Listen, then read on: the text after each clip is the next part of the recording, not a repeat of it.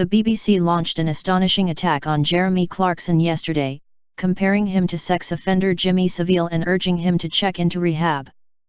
Blaming the now notorious fracas with a Top Gear producer on personal issues, one of the most senior corporation executives said Clarkson was self-destructing and needed help.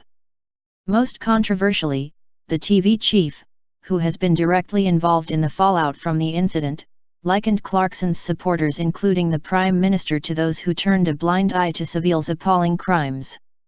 Last night, friends of the 54-year-old presenter expressed disbelief that the BBC should make such explosive claims before its internal investigation into the controversy has even begun.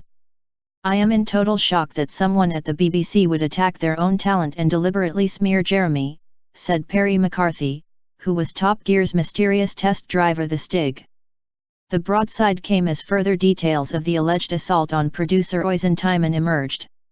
One report claimed Clarkson split Timon's lip with a punch, leaving him needing hospital treatment.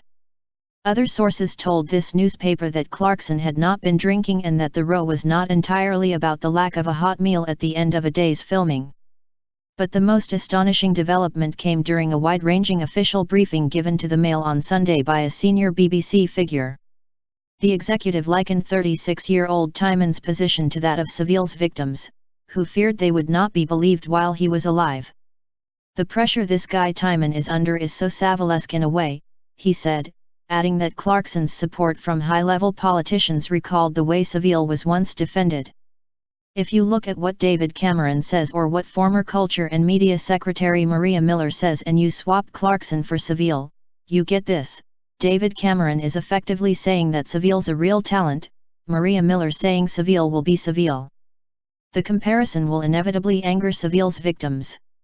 Conservative MP Conor Burns, who sits on the Culture, Media and Sport Select Committee, said that it is not just patently absurd, it's also deeply offensive to Jeremy Clarkson and those innocent people who were horribly abused by Savile. The BBC executive also said that attempts to suggest the fracas was part of a wider battle between Clarkson and Danny Cohen, the BBC's powerful director of television, were misleading.